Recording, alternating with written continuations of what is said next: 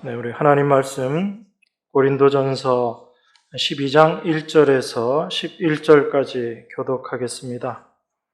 고린도전서 12장 1절에서 11절입니다.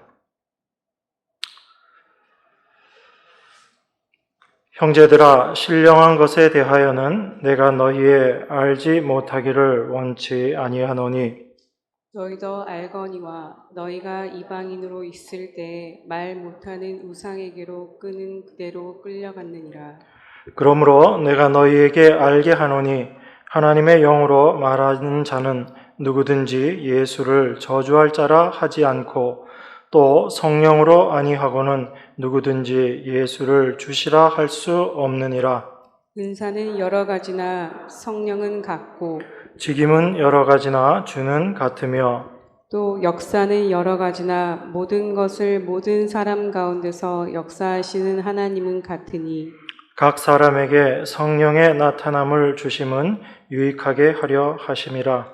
어떤 이에게는 성령으로 말미암아 지혜의 말씀을, 어떤 이에게는 같은 성령을 따라 지식의 말씀을, 다른 이에게는 같은 성령으로 믿음을, 어떤 이에게는 한 성령으로 병 고치는 은사를, 어떤 이에게는 능력 행함을, 어떤 이에게는 예언함을, 어떤 이에게는 영들 분별함을, 다른 이에게는 각종 방언 말함을, 어떤 이에게는 방언들 통역함을 주시나니. 같이 읽겠습니다. 이 모든 일은 같은 한 성령이 행하사 그 뜻대로 각 사람에게 나눠 주시느니라. 아멘.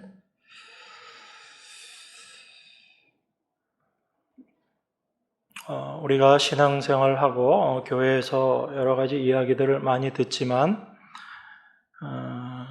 우리들이 여러 부분에서 오해하는 것들이 많이 있을 수 있습니다. 그 중에 영적인 것, 육적인 것에 대해서 우리들이 많이 오해를 합니다. 교회는 육적인 관계가 아니라 영적인 관계에 있는 곳, 그곳이 바로 교회입니다. 우리가 이렇게 예배당에 함께 모여서 예배를 드리고 있지만 이 눈에 보이는 이것이 참된 교회가 아니라 눈에 보이지 않는 예수 그리스도를 머리로 한 몸된 교회, 그것이 참된 교회의 모습입니다. 그렇기 때문에 우리가 이 지역 교회에 모여서 함께 신앙생활을 하고 살아가지만 눈에 보이는 것들을 기준으로 여러분들이 이 교회를 평가하고 판단하고 또 몸된 지체에 대해서 생각하다가 보면 우리가 자칫하면 오해하게 되는 것들이 있습니다. 우리가 일반적으로 육적인 것, 영적인 것을 이야기할 때 우리에게 제일 처음 드는 생각이 그런 거죠. 육은 나쁜 것이고 영은 좋은 것이다, 이렇게 생각을 합니다. 물론 그 말이 틀리진 않아요. 분명히 맞는 이야기인데 다만 그 좋고 나쁘다라는 것을 우리들은 어떻게 이해하는가 하면 죄 짓는 것, 그런 것들은 나쁜 것이고 그런 것이 육적인 것이다 라고 생각을 합니다. 그러다 보니까 여러분 자신을 판단하고 평가할 때도 여러분 안에 어떤 죄된 모습들을 발견하게 될 때 우리가 그것을 어떻게 이해하고 생각해야지 되는가에 대해서 혼란스러울 수가 있습니다. 내 안에서 나타나는 그런 죄들, 또 나의 행함을 통해서 드러나는 그런 죄들, 또 내가 실제로 또 고의적이든 과실로 하든 내가 짓게 되는 그런 죄들을 바라보면서 우리는 그것을 단순히 없애야지 된다라고 생각합니다. 왜 그러냐면 그건 좋지 않은 것이기 때문에 라는 생각이 있는 거예요. 물론 우리가 세상이 생각하는, 이야기하는 그런 나쁜 행함들, 그런 죄들을 짓는 것 분명히 옳지 않습니다. 그런 것들은 우리가 멀리 해야지 되고 짓지 않도록 애써야지 되는 거죠. 그런데 그렇게 죄를 짓지 않고 생활하는 것, 그것이 과연 영적인 것인가 라는 부분은 우리가 다시 생각해 봐야지 되는 것입니다. 육은 나쁜 것이고 영은 좋은 것이다. 육은 죄 짓는 모습이고 영은 착한 일 하는 모습이다. 라는 생각, 이것이 바로 선악과를 먹은 사람들의 생각이기 때문에 그렇습니다. 그래서 우리가 그 선악과에 대한 그 사고, 그 생각들을 버리지 못하면 우리는 성경을 보면서도 그런 식으로 자꾸 성경을 보게 됩니다. 그래서 제일 대표적으로 우리가 오해하는 구절 중에 하나가 로마서 8장에 나와 있는 그 구절인 거죠. 로마서 8장에 보면 8장 6절에 보면 육신의 생각은 사망이요 영의 생각은 생명과 평안이니라. 육신의 생각은 하나님과 원수가 되나니 이는 하나님의 법에 굴복치 아니할 뿐 아니라 할 수도 없음이라. 육신에 있는 자들은 하나님을 기쁘시게 할 수 없느니라. 이 말씀들을 보면서 우리는 이 선악 기준에서 좋고 나쁜 것을 육신의 생각, 영의 생각 이렇게 이해하는 경우들이 참 많거든요. 그런데 하나님께서 사망이다, 육신의 생각은 사망이다 라는 것은 그 육신의 생각이 나쁜 생각이고 뭐 좋은 생각이고를 떠나서 인간의 생각하는 바이기 때문에 그것은 사망이다라는 이야기거든요. 사람이 아무리 좋은 것을 생각하고 착한 행함을 한다 할지라도 그 모든 것이 사망이다라는 것이 성경이 이야기하고 있는 것입니다. 근데 우리가 말로는 그 이야기들을 어렴풋이 들으면서도 실제 내 자신을 비춰보고 바라볼 때는 그 생각에서 자꾸 멀어지는 거예요. 잊어버리는 것입니다. 그래서 성령이 우리 안에서 무엇이 진리인지를 자꾸 깨닫게 해 주시는 거죠. 우리 인간의 본래적인 모습이 죄인의 모습입니다. 이것이 우리 안에 하나님의 영이 임재하고 계신다고 해서 그 육신의 생각들이 자연스럽게 다 버려지는 게 아니거든요. 성령은 오히려 우리 안에서 그런 생각을 버리도록 하시는 것이 아니라 우리 안에 있는 육신의 생각이 어떤 것인지를 깨닫게 해 주시는 분이 바로 성령님이십니다. 그래서 내 안에 있는 것이 무엇인지를 밝히 알게 하시는 거죠. 그렇게 내 안에 있는 것을 올바로 깨닫고 발견하게 될 때 내 안에는 육신의 것, 죄밖에 없다라는 것을 우리가 분명하게 알게 됩니다. 그것을 알게 될 때 자기 자신을 이제 미워하게 되는 거예요. 그전에는 나를 위해서 살고 내가 너무너무 좋았고 나의 유익을 위해서 살던 그 육신의 사람이, 육에 속한 사람이 성령이 우리 안에 임하심으로 말미암아 내가 어떠한 존재인지를 깨닫게 되고 나를 위해서 살아가는 삶이 바로 멸망이구나, 심판이구나, 그것이 사망의 길이구나 라는 것을 깨닫게 되고 나를 위해 살아가는 그 길에서 발을 돌이키게 되는 것입니다. 그런데 우리가 그것을 안다라고 해서 늘 그 삶이 사라지는 것이 아니기 때문에 성령께서 우리 안에서 늘 역사하시는 거예요. 성령이 말할 수 없는 탄식으로 우리를 위해서 기도하시는 것도, 예수님께서 하나님 보좌 우편에서 우리를 위해 간구하시는 것도 다 이러한 우리의 육의 모습 때문에 하나님께서 기도하시는 것입니다. 그 모든 일들이 삼위 하나님의 계획 가운데 당신의 택하신 백성들을 인도해 가시는 하나님의 일하심이다라는 것을 우리가 먼저 분명히 생각해야지 됩니다. 그런 의미에서 육이라는 것은 어떤 것이고 영이라는 것이 어떤 것인가를 우리가 먼저 생각해야지 됩니다. 육적이라고 이야기하는 것은 인간에게 초점을 두고 있다라는 이야기입니다. 기독교는, 특별히 그리스도교는 이 하나님께서 모든 것을 주관하신다라는 의미에서 하나님 중심의 생각, 그 모든 것들이 이루어져 있는 그러한 사고 체계입니다. 그런데 그 하나님의 일하심, 하나님의 뜻을 생각하지 않고 인간에게 초점을 맞추고 인간의 영광을 위해서 생각하는 것, 이 모든 것들이 육적인 것이거든요. 그래서 우리가 하나님의 영광을 위해서로 라고 말은 하지만 많은 경우에 있어서 그 하나님의 영광을 이야기하면서 인간의 영광을 같이 추구하고 있는 것이 사실 현대 교회의 모습이다라고 우리가 생각할 수 있습니다. 육적인 것이 왜 인간에게 초점을 두는 것인가 하면 바로 인간이 할 수 있다라는 그 전제가 되기 때문에 그렇습니다. 성경은 인간은 아무것도 할 수 없는 존재다라고 이야기합니다.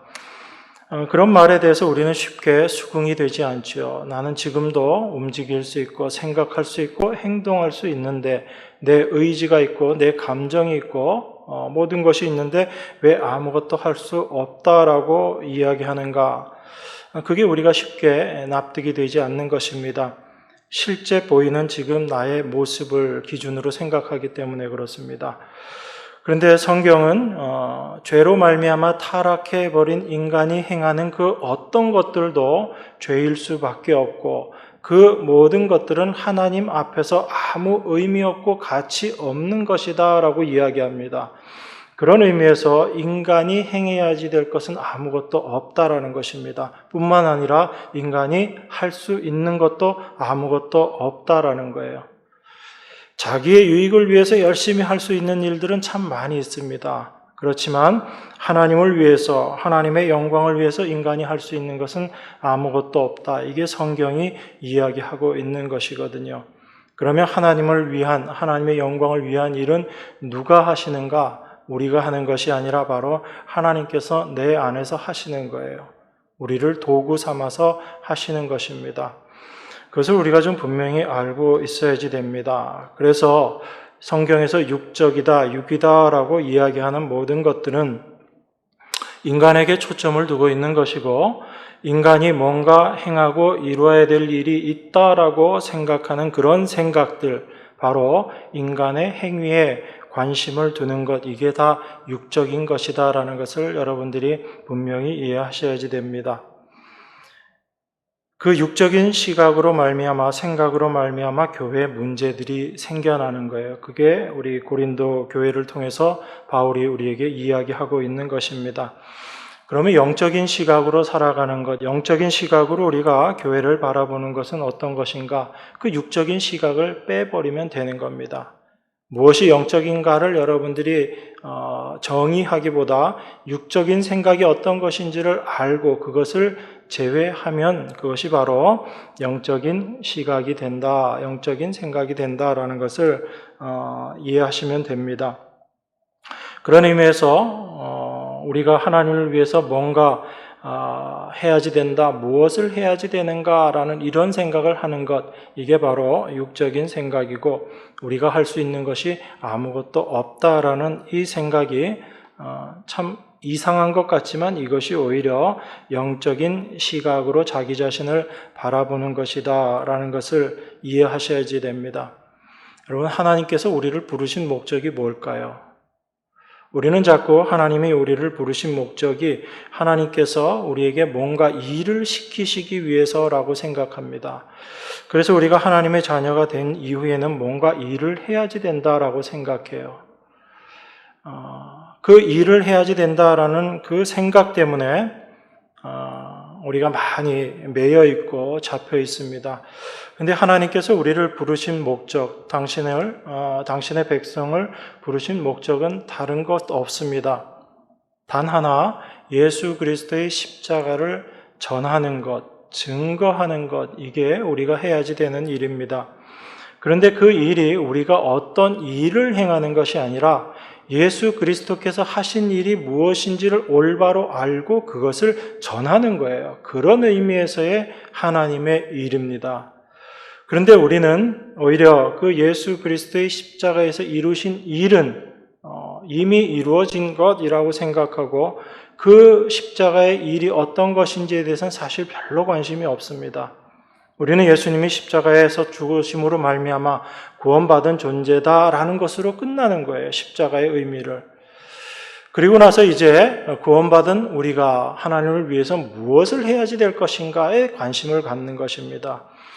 그러다 보니까 다른 교회보다 우리 교회가 더 좋아져야지 되고 더 나아져야지 되고 더 세상에서 인정받는 교회가 되어야지 되고 거기에 관심이 가는 거죠. 하나님이 행하신 일, 예수님께서 십자가에서 이루신 일을 전하는 것이 아니라 오히려 내가 어떠한 자가 되고 내가 지금보다 더 나은 자가 되고 내 교회가 지금보다 더 좋은 교회가 되어서 세상에 드러내고자 하는 그런 마음들이 앞서 버리는 것입니다. 그런 생각들로 말미암아 교회 안에서도 경쟁이 생겨버립니다. 누가 더 잘났는가? 누가 더 우월한가? 누가 더 능력이 있는가? 이런 것들이 교회 안에서조차도 이제 이야기가 되는 거예요. 그러니까 세상에서의 생각이 교회 안으로 그대로 들어오는 것입니다. 이것이 우리가 항상 주의해야지 되는 겁니다. 이 생각을 여러분들이 너무 쉽게 받아들이시면 안 된다라는 거예요. 여러분, 우리가 십자가를 믿는다라는 건 어떤 거죠? 내가 십자가 앞에 서 있는다라는 이야기잖아요. 십자가를 믿는다라는 얘기는. 그 십자가를 믿는다라는 얘기는 내가 죄인이다라는 것을 인정하는 것이고요. 그리고 내가 죄인이다라는 것을 인정한다라는 것은 그 십자가 앞에서 나는 죽을 수밖에 없는 존재이다. 나는 죽음의 존재이다라는 것을 인정하는 것입니다. 그걸 떠난 십자가만을 이야기하는 사람들이 있어요. 십자가를 통한 구원만을 이야기합니다. 그래서 우리가 예수님 십자가로 다 구원받았지, 이걸로 십자가는 끝나는 거예요. 그런 사람들에게 십자가는 너무 쉽고 단순한 거죠. 그냥 표면적인 십자가일 수밖에 없습니다. 그렇게 생각하는 사람들은 그 십자가 앞에서 자기 자신이 선다라는 것이 어떤 것인지를 이해하지 못하는 거예요. 제가 자주 말씀드리지만 여러분들이 십자가 앞에 서면 과연 어떤 여러분의 모습이 보여요? 지금보다 더 나아지기 위해서 애써야지 되는 여러분의 모습이 보입니까? 하나님을 위해서 뭔가 열심히 일해야지 되는 여러분들의 모습이 보여요? 우리가 십자가 앞에 서면 내 죄를 위해서 십자가에 달려 죽으신 예수님만 보여야지 돼요. 그 예수님의 죽으심이 바로 내가 죽어야 되는 그 죽음이다라는 것을 알게 되고 그 예수님의 죽으심 앞에 내가 죽은 자임을 고백하게 되는 것. 그래서 내가 무엇을 하는 것이 아니라 예수님이 행하신 것만이 나에게 가장 귀하고 은혜가 됩니다라는 이 자리로 나아가게 되는 것. 이게 우리가 십자가를 올바로 이해하는 거거든요. 그게 십자가 앞에 서 있는 사람입니다. 그런데 자기 자신을 그런 죄의 존재, 죽음의 존재로 바라보는 사람들이 내가 지금보다 더 나은 어떠한 존재가 되고 내가 남들보다 더 나은 존재가 되고 인정받아야지 되겠다라고 하는 생각들이 얼마나 십자가와는 상관없는 생각인지, 십자가와 거꾸로 가는 생각인지 여러분들이 이해하셔야지 되는 것입니다. 만약에 십자가를 빼면, 십자가라는 것을 빼고 나면 우리는 다른 사람들보다 더 나아져야지 되고 경쟁에서 반드시 이겨야지 되고 나의 존재 가치를 드러내고 세상에서 인정받는 사람이 되어야지 됩니다. 그게 맞아요. 그런데 십자가를 통해서 내 자신을 바라보고 십자가 안에 있는 내 자신을 생각한다면 그 모든 것들이 하나님 앞에서 오히려 죄악된 모습이다라는 것을 우리가 깨닫게 됩니다. 그래서 십자가가 귀한 거예요. 사도 바울은 그래서 내가 예수 그리스도와 그의 십자가에 못 박히신 것 외에는 도무지 알지 않기로, 그것만 알기로 내가 작정했다라고 이야기하는 것입니다.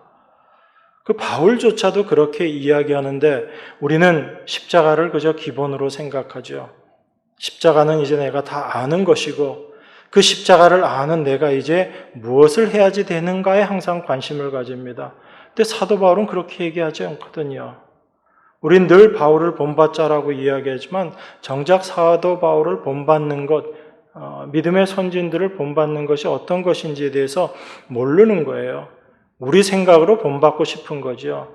세상 사람들이 위대한 사람들을 위인이다, 대단한 능력의 사람들이다라고 생각하고 그 사람들을 본받기 위해서 애쓰는 것과 똑같은 생각을 가지고 성경의 믿음의 선진들을 본받겠다라고 하는 겁니다. 정말 그 믿음의 선진들의 삶의 모습을 여러분들이 그 히브리서 11장을 통해서 정확하게 이해하신다면 그런 생각이 얼마나 성경과 동떨어진 생각인가라는 것을 여러분들이 아시게 되는 거예요.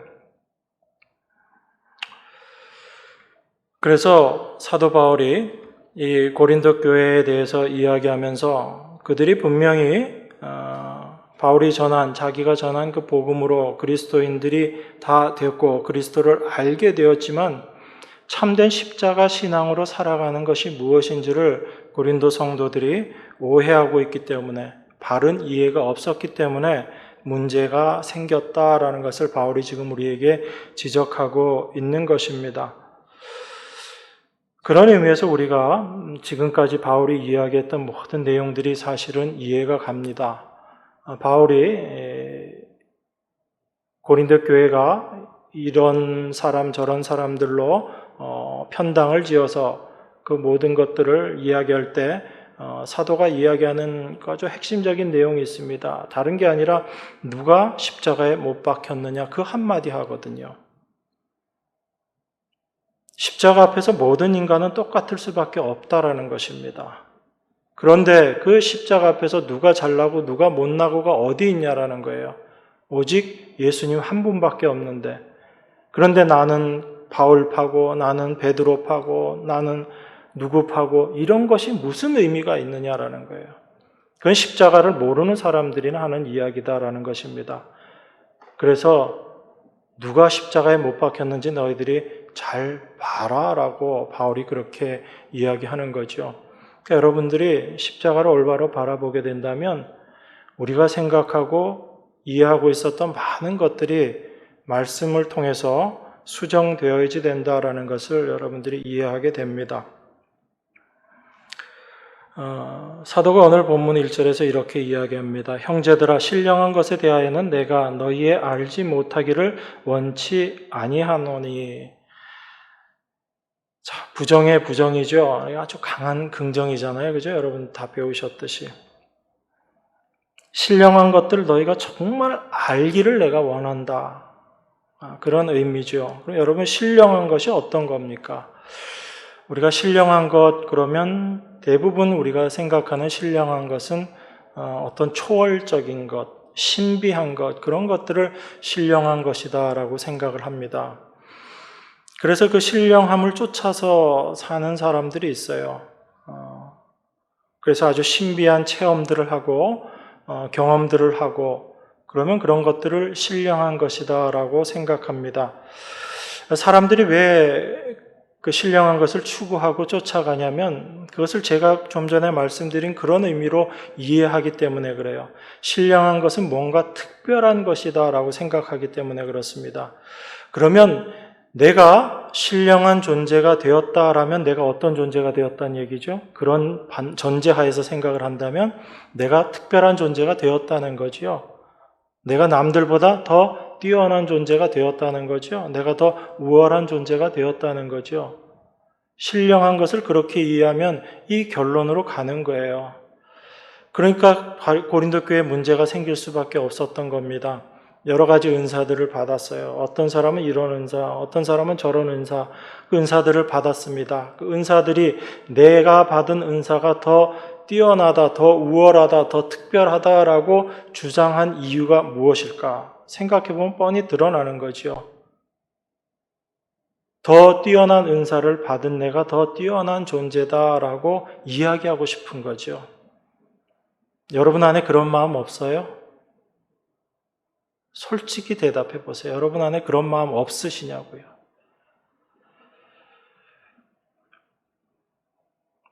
하나님이 우리에게 은사를 주신 목적이 무엇인지를 깨닫지 못하기 때문에 그렇습니다.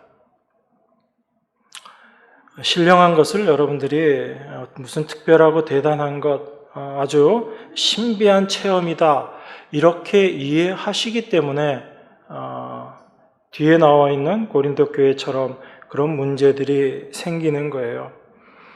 분명히 신령한 것은 인간이 경험할 수 있고 체험할 수 있는 그런 것들을 초월한 것이 맞습니다. 그런데 그 신령하다라는 의미의 본질적인 것은 영적이다라는 의미예요. 그래서 제가 영적인 것과 육적인 것을 말씀드린 겁니다. 그러면 그 신령한 것을 어떤 특별하고 대단한 것으로 이해하고 내가 남들보다 뛰어나게 되는 것, 그 의미로 이해한다는 게 그게 바로 육적인 의미로 이해해 버리는 거죠. 그런데 영적인 의미는 그런 것이 아닌 것입니다.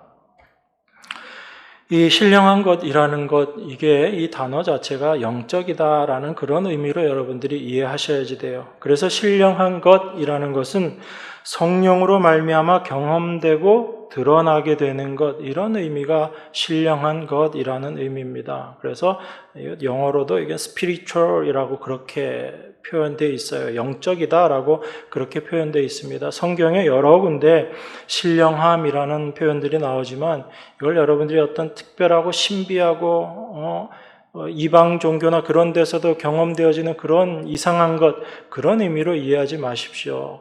사도는 오히려 율법도 신령하다고 이야기하거든요. 율법이 어떻다는 의미죠? 율법도 영적이다는 얘기예요. 그런데 우리가 그 율법을 육적으로 이해하기 때문에 율법을 우리가 지키고 행해야지 되는 걸로 받아들이고 이해하는 거죠. 그 율법의 영적인 의미를 우리가 올바로 깨닫게 되면 율법이 무엇인지 우리가 밝히 알게 되는 거죠. 그 율법으로 말미암아 우리가 어떠한 존재임을 깨닫게 되고 그래서 율법도 하나님의 은혜구나라는 것을 우리가 고백하는 그 위치까지 가게 되는 것입니다. 그래서 성경은 하나가 올바로 뚫리면 나머지 부분들도 자연스럽게 갈 수밖에 없어요. 그런데 그 중간중간에 자꾸 가로막는 것이 어떤 것이냐면 우리 육신의 생각들이 그걸 가로막고 있는 거예요. 그래서 성령께서 우리 안에서 그러한 것들을 보여주시는 것입니다. 우리의 잘못된 것이 어떤 것인지, 그렇게 해서 예수님의 말씀하신 것이 무엇인지를 그 올바로 깨닫게 하시고 기억나게 해주시는 거예요. 제자들이 예수님의 말씀을 3년 반 동안 들었지만 예수님의 말씀을 이해하지 못했습니다. 그들이 언제 예수님의 말씀을 이해하게 되냐면 성령이 임하고 나서 예수님의 말씀을 알게 되는 거예요. 깨닫게 되는 겁니다. 똑같아요. 여러분들도 수없이 성경을 보고 하나님의 말씀을 듣지만 여러분 안에 성령이 계시지 않는다면 절대로 하나님의 말씀을 참된 하나님의 말씀으로 이해할 수 없고 깨달을 수 없는 것입니다. 그런 의미에서 내 안에 성령이 역사하심의 증거가 무엇인지 우리는 분명히 알 수 있는 거죠. 그래서 우리 안에 하나님의 영이 계신지 우리가 확증할 수 있는 것입니다. 그 영의 일하심이 어떤 것인지를 우리가 성경을 통해서 확인할 수 있기 때문에 그래요. 그러니까 신비한 것, 신기한 것, 대단한 것, 그런 의미로 여러분들이 이해하지 마시라는 얘기입니다. 고린도 교회가 바로 그 신령한 것, 그것을 그 은사 받은 것, 그런 것들도 다 신령한 것들이라고 볼 수 있죠. 그런데 그것을 육적인 의미에서 신령한 것으로 이해했기 때문에 문제가 되어버린 거예요. 그래서 바울이 너희들이 신령한 것을 분명하게 알기를 원한다라고 그렇게 이야기하는 것입니다.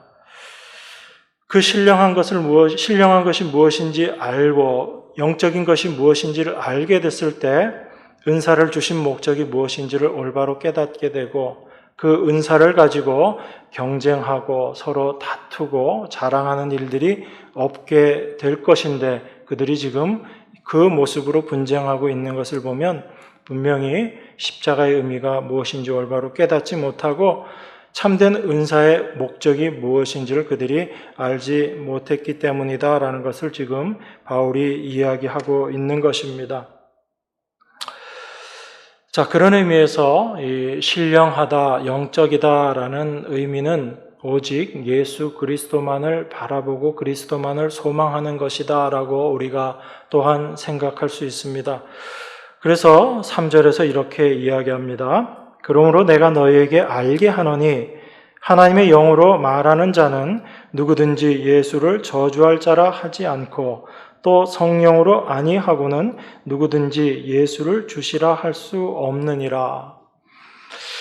여러분 이 말씀 보시면서 맞아 이건 영이 아니면 할 수 없는 일이야 라는 그런 생각이 드세요? 아니면 신령한 것을 왜 이렇게 좀 내가 생각하기에 약하게 표현해놨는가 그런 생각이 혹시 안 드세요?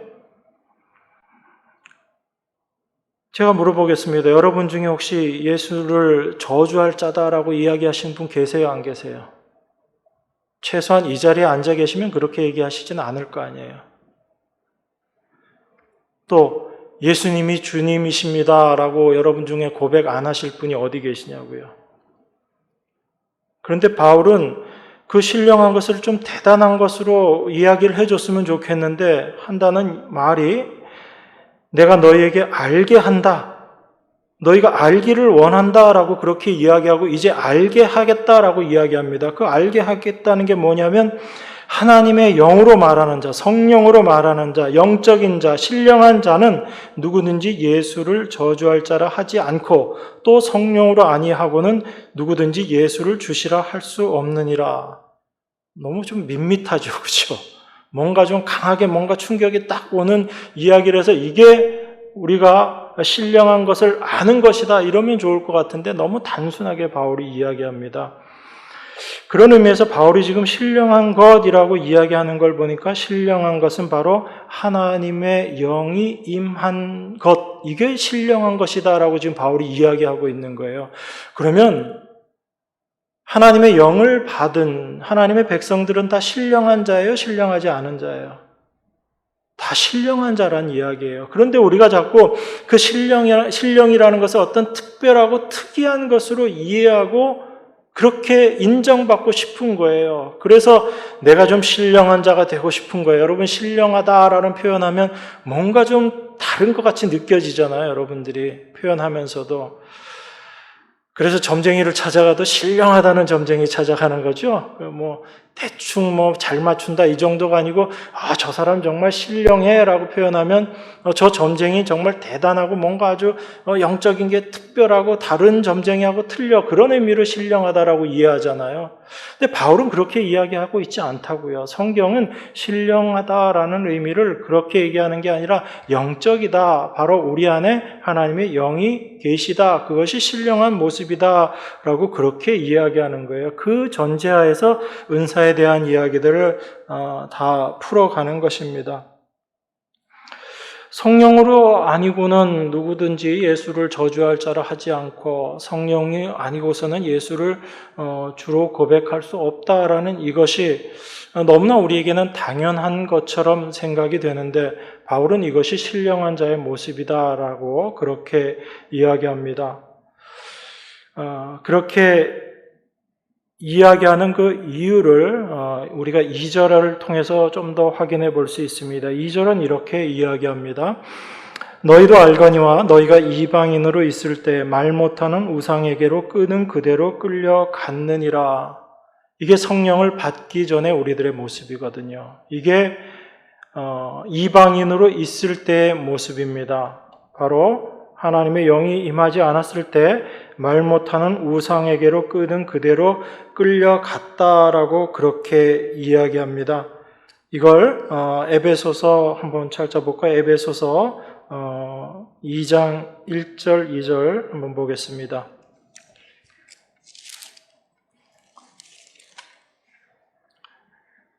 제가 봉독합니다. 에베소서 2장 1절 2절입니다. 너희의 허물과 죄로 죽었던 너희를 살리셨도다.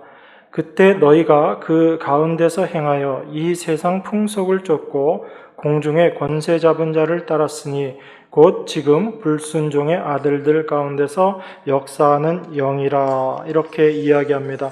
여러분 지금 사도가 신령한 것에 대해서 이야기하면서 신령한 자들, 성령이 임한 자들은 예수를 저주할 자라 하지 않고 또 예수를 주다 할 수 없다라고 그렇게 이야기합니다. 그러면서 우리가 성령이 임하기 이전에 우리의 모습이 어떠했는가? 그게 바로 말 못하는 우상에게 끄는 그대로 끌려갔다라고 이야기합니다. 말 못하는 우상, 아무 능력도 없는 우상에게 우리가 끌려갔다는 얘기예요. 이것을 에베소서에서 그렇게 이야기하고 있는 것입니다. 허물과 죄로 죽어 있었던 상태, 바로 그 죽음의 존재다라는 얘기죠. 그런데 그때 우리들이 어떤 모습이었는가 하면 이 세상 풍속을 쫓았고 공중의 권세 잡은 자를 따랐으니 지금 불순종의 아들들 가운데서 역사하는 영이라. 어떤 영을 이야기하는 거예요? 사단을 이야기하는 거죠. 공중 권세 잡은 자. 그러니까 사탄에게 잡혀서 그렇게 살아가고 있었던 것이 우리들이다라는 이야기입니다.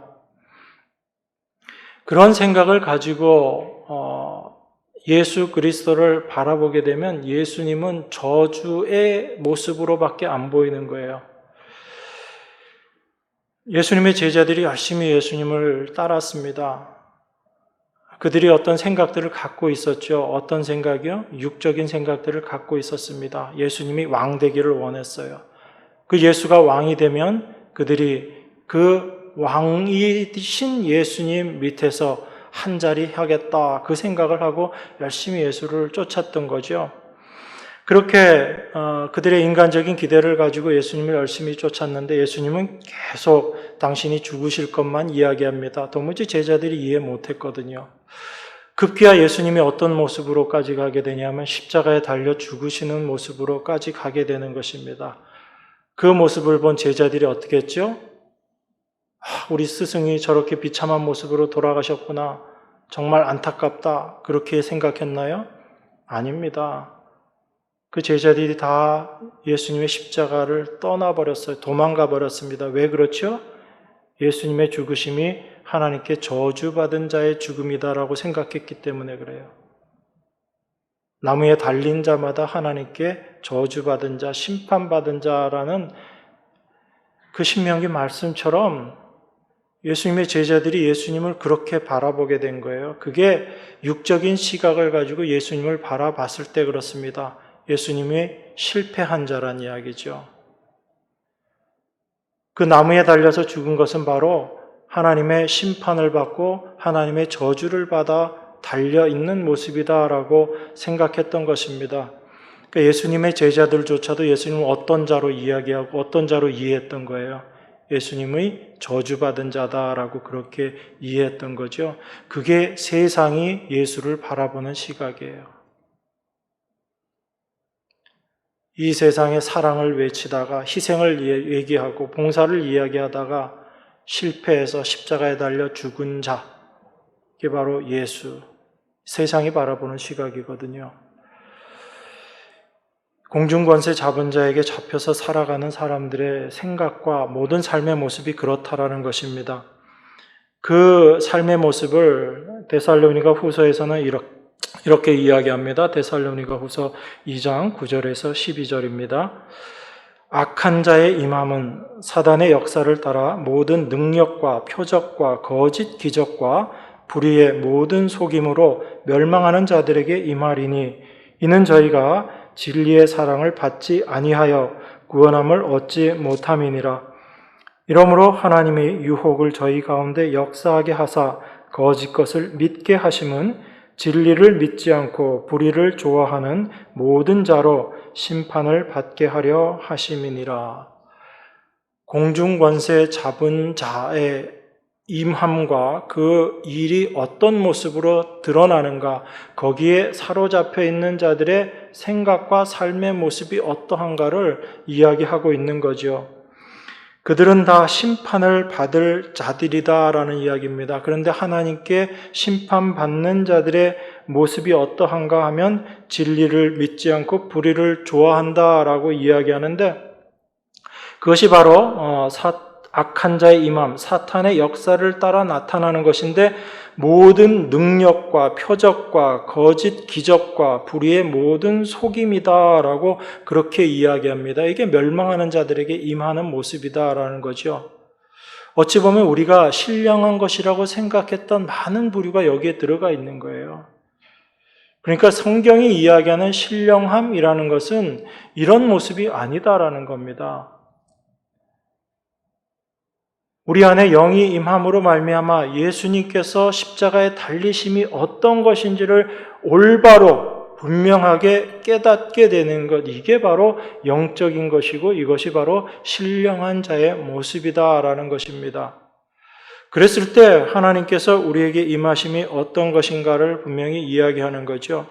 이 데살로니가 후서 내용만 우리가 자세히 살펴보더라도 이들은 진리를 믿지 않고 불의를 좋아하는 자들이다라고 이야기합니다. 그러면 진리를 믿지 않고 불의를 좋아한다라고 생각하니까 자꾸 나쁜 짓이라고 생각하지만 그게 아닌 거죠. 진리를 믿지 않는다라고 이야기합니다. 여러분, 진리가 뭐예요? 예수님께서 말씀하시죠. 나는 길이요 진리요 생명이다라고 그렇게 말씀하셨습니다. 예수님이 진리라는 이야기죠. 예수님께로 나아가는 게 참된 길이라는 얘기고 그 예수님이 참된 생명의 길이다라는 얘기고 예수님이 생명이라는 이야기잖아요. 그런데 그 생명이시고 길이시고 진리이신 예수님이 가신 길이 어디예요? 세상의 부귀와 영화와 어떤 대단한 능력 행함은 그 길로 가셨어요? 물론 예수님께서 병자들을 고치시고 오병이어의 이적들을 행하시고 여러 가지 이적들을 행하셨지만 그 모든 것들이 어디를 향하고 있어요? 그 이적들은 단순한 이적이 아니라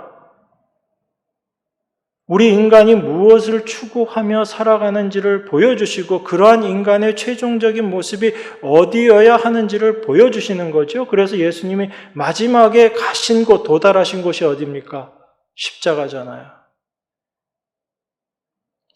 그 십자가에서 인간의 육신의 문제들, 인간이 추구하고 살아가고 있는 그 모든 것들이 십자가 앞에서 다 헛된 것이다라는 것을 보여주신 것이잖아요. 우리가 육신의 질병을 이야기하지만 이 땅에서 그 질병이 낫고 안 낫고의 문제가 아니에요. 그 질병을 통해서 하나님은 우리에게 하나님의 인도하심이 어디를 향하는지를 보게 하시는 거죠. 그걸 깨닫게 하시는 거예요. 병들었을 때 우리는 비로소 아는 것입니다. 내가 병들지 않았을 때 병들지 않고 잘 살았던 게 하나님의 은혜였구나라는 걸 그제서야 알게 되는 거예요. 그 전까지는 모르죠. 내가 내 몸 관리 잘하고 내가 튼튼하게 잘 태어났으니까 내가 건강한 거지 그렇게 생각합니다. 그런데 병들고 나면 아는 거죠. 아, 내가 건강하게 살았던 것도 은혜였구나. 사람이 실패해 봐야지 압니다. 실패하지 않고 있었던 것이 하나님의 은혜였다는 걸 그제야 알게 되는 거예요. 그전엔 내가 잘나서 실패하지 않은 걸로 알고 있었죠. 그런데 그 잘난 내가 실패를 하더라는 겁니다. 실수하더라는 거죠. 그때 우린 뭘 알게 되는 거예요?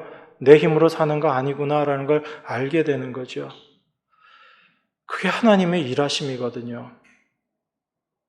그런데 그 십자가 앞에서 내가 그렇게 잘나고 싶고 내가 그 대단한 사람 되고 싶어 하는 것, 그게 얼마나 육적인 생각인가라는 걸 우리가 분명히 알아야지 되는 것입니다.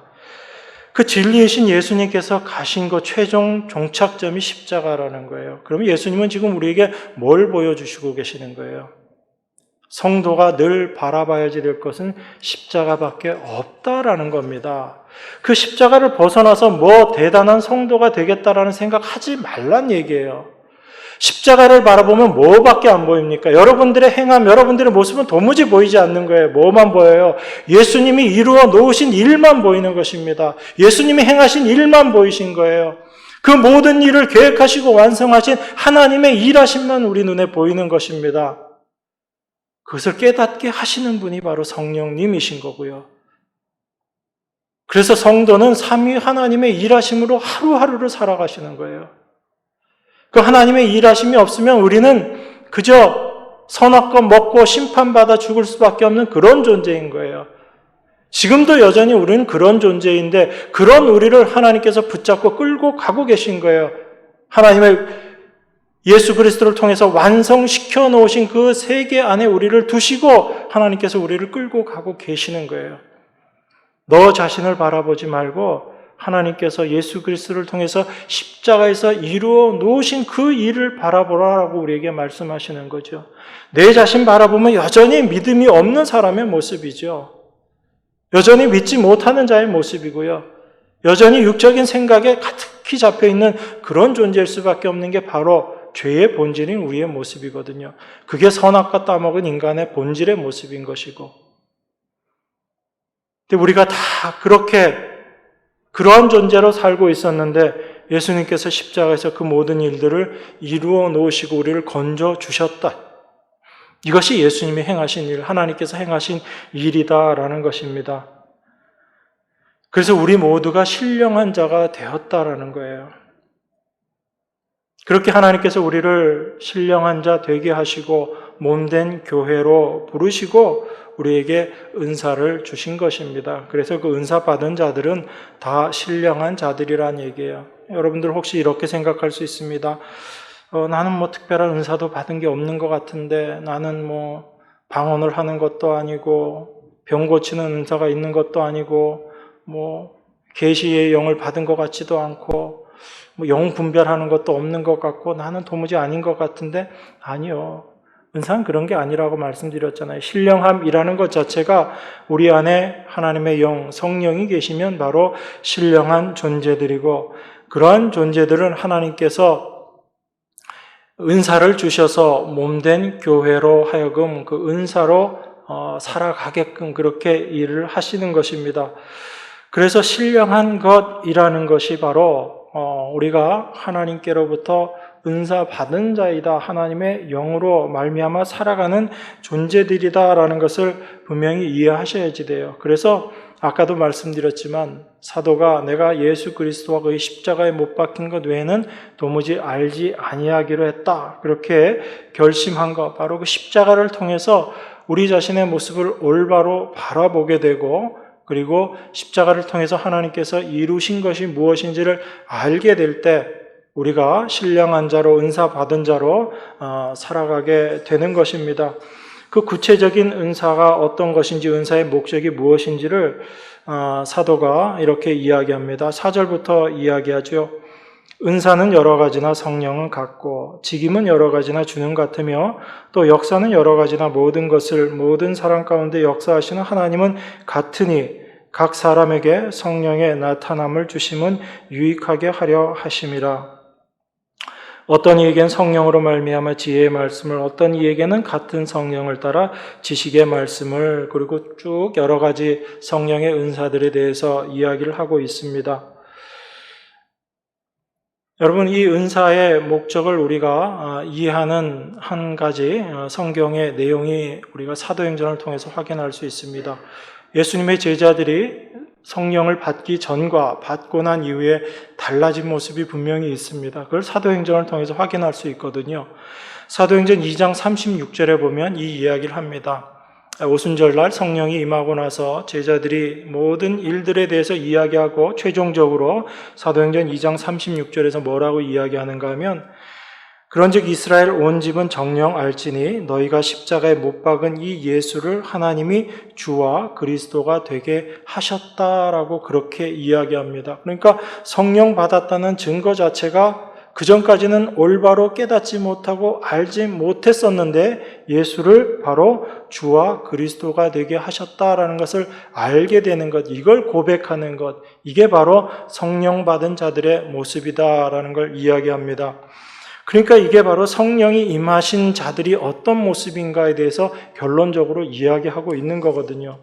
그럼 여러분들이 그 성령으로 말미암아 우리가 예수를 주님이십니다라고 고백할 수 있게 되었다라는 것은 그 전에 내가 주인이 되어서 살고 있는 그 모습을 우리가 올바로 알게 되었다는 것이고, 또한 그러한 모습으로 이제 내가 주체가 되고 내가 주인이 되어서 나의 잘남을 드러내기 위한 삶이 아니다라는 것을 알게 됐을 때 우리가 은사를 통해서 분명하게 확인하게 되는 게 있습니다.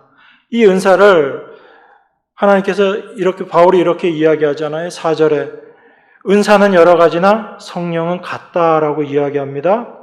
또 직임은 여러 가지나 주는 같다라고 또 그렇게 이야기해요. 6절은 역사는 여러 가지나 모든 것을 모든 사람에게 역사하시는 하나님은 같다라고 이야기하죠. 성부, 성자, 성령 한 분 하나님이심을 이야기하고 그 삼위 하나님으로부터 말미암은 것이 은사다라고 지금 이야기하고 있는 거죠. 그러니까 여러분 중에 은사 받지 않은 사람이 없다라는 겁니다. 그래서 은사라는 것이 어떤 것인가 하면 7절 각 사람에게 성령의 나타남을 주심은, 그 사람에게 영적인 것이 드러나는 은사를 주심은 유익하게 하려 하심이라. 여러분, 여기서 유익하게 한다라는 게 누구를 유익하게 한다는 거예요? 내가 중심이 되고 내가 주인이 되면 누굴 유익하게 되는 거예요? 내가 유익하게 되는 거죠. 그런데 몸된 교회의 위치에서 내가 주인된 그것에서 벗어나서 몸된 교회의 지체의 모습에서 유익하게 한다라고 하게 되면 무엇을 유익하게 한다는 얘기예요? 몸을 유익하게 한다는 이야기잖아요. 교회를 유익하게 하기 위해서 주신 것이 은사다라는 이야기죠. 그러니까 그 은사는 절대로 나의 우월함을 드러낼 수 있는 증거가 아니다라는 거예요.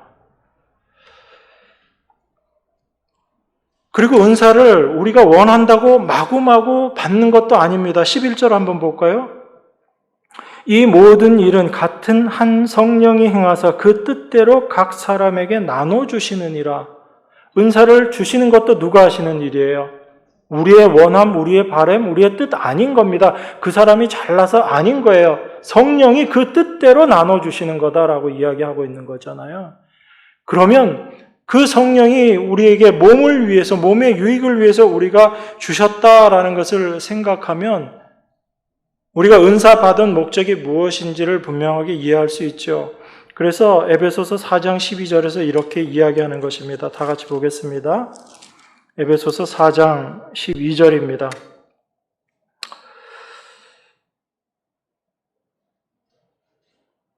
(11절) (12절) 에베소서 4장 11절 12절 다 같이 한 목소리로 읽겠습니다.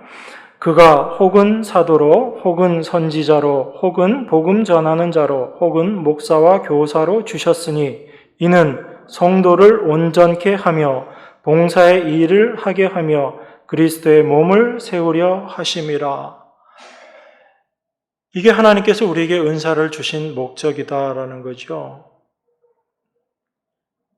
그러니까 유익하게 한다라는 것은 나의 유익이 아니라 바로 교회의 유익, 몸의 유익을 위해서 하나님께서 은사를 우리에게 주셨다라는 것입니다. 이걸 여러분들이 분명하게 이해하시고 하나님이 나에게 어떻게 역사하시고 나로 하여금 어떤 시각을 갖게 하시고 하나님이 나에게 무엇을 허락하시든지 그것이 내 자랑이 되지 않는 거예요.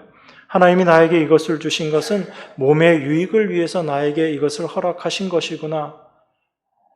그 모든 생각들로 자기에게 받은 은사들을 생각한다면 고린도 교회에서 이런 모습들이 나타날 수 있을까? 절대 없는 거죠. 은사를 가지고 분쟁하고 내가 더 잘났다라고 그렇게 주장하는 그 모습들이 결코 나타날 수 없다라는 것입니다. 바울은 이렇게 십자가를 통해서 모든 것들을 바라보라라고 우리에게 이야기합니다. 그것이 참된 영적인 것이고 그러한 자의 모습이 바로 신령한 자의 모습이기 때문에 바울은 내가 너희들이 신령한 것에 대해서 정말 올바로 알기를 원한다라고 그렇게 이야기하고 있는 거예요. 하나님의 영이 임한 자들이 바로 신령한 자들이고 그 신령한 자들이 바로 영적인 자들이다. 그들이 바로 하나님의 은사를 올바로 알고 십자가를 통해서 몸된 교회를 바라보고 자기 자신을 이해하는 그러한 하나님의 성도들이다라는 것을 사도가 이야기하고 있습니다. 이 사도의 이 말씀을 여러분들이 주의 깊게 보시기를 원합니다.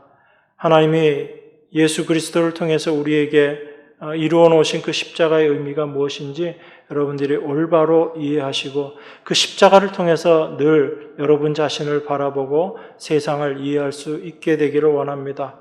그래서 사도가 갈라디아서에서 그 십자가를 통해서 내가 바라봤을 때 세상은 나에 대해서 죽고 또 나도 세상에 대해서 죽은 자로 존재하는구나.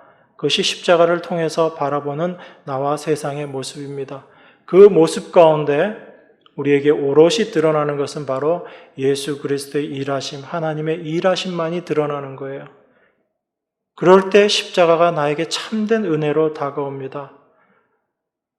나에게 짐이 아닌 나의 모든 짐을 벗겨주신 참된 진리의 말씀으로 우리를 자유케 하는 말씀으로 십자가가 우리에게 다가오게 됩니다. 그 십자가 안에서 날마다 거하시는 여러분과 제가 되기를 원합니다. 기도하겠습니다. 하나님 아버지 감사합니다. 참된 신령의 의미가 무엇인지 잠시 묵상했습니다. 하나님의 영이 우리 안에서 우리를 어떤 모습으로 만들어 가시고 우리를 끌고 가시는지 말씀을 통해서 묵상했습니다. 참된 십자가의 의미가 무엇인지 올바로 깨닫게 하여 주시고 그 십자가 은혜 안에 날마다 거하는 저희들을 되게 하셔서 오직 예수 그리스도의 행하신 일만을 전하는 참된 증인으로서의 삶을 살아가는 자 되게 하시며 우리 모두가 한 마음 한 뜻으로 참된 몸을 위해서 교제하고 나누는 귀한 주의 백성들로 세워 주시옵소서. 귀하신 예수 그리스도 이름으로 기도드리옵나이다. 아멘.